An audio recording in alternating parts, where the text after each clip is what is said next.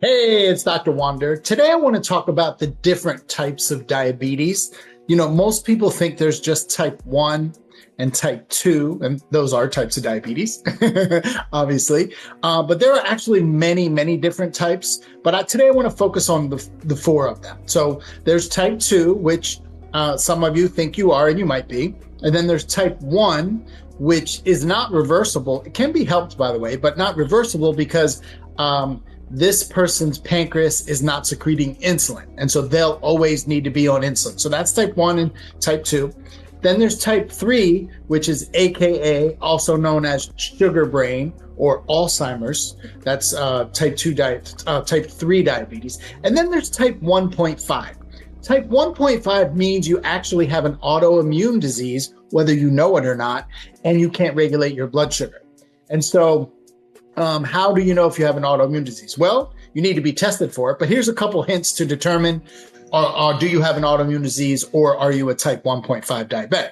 So if someone in your blood family has been already diagnosed with an autoimmune disease, such as type 1 diabetes, rheumatoid arthritis, psoriatic arthritis, multiple sclerosis, lupus, eczema, psoriasis, Raynaud's syndrome, these are all autoimmune, Hashimoto's, Graves, these are all autoimmune diseases. So if you know of someone in your blood family, there's a higher percentage chance that you're actually a type 1.5 diabetic.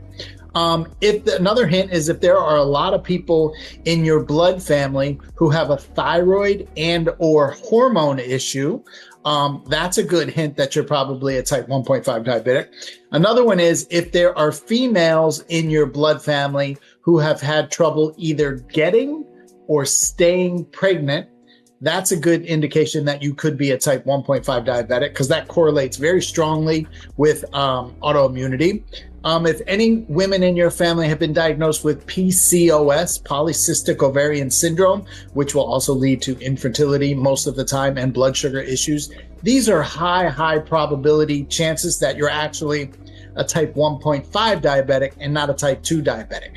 And if you're being treated as a type 2 diabetic, but not a type 1.5 diabetic, it's going to be really difficult to improve your blood sugar. I mean, the reality of that situation is you have autoimmune issues that need to be addressed that probably are not being addressed if you don't know.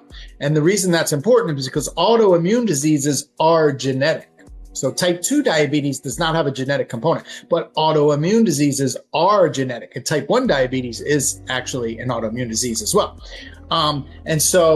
The key to treating autoimmune diseases is we need to find how many of the 59 triggers that a person has. In other words, triggers are things that are not going well in their body that are causing other issues, such as blood sugar dysregulation, right? That would be a thing that's not going well in your body. So these are the types of things we discuss and go over in a little bit more great detail in the ABCs of diabetes, the ABCs formula for diabetes. So if you're interested, click the link and register, and you'll be able to learn a lot more in your future.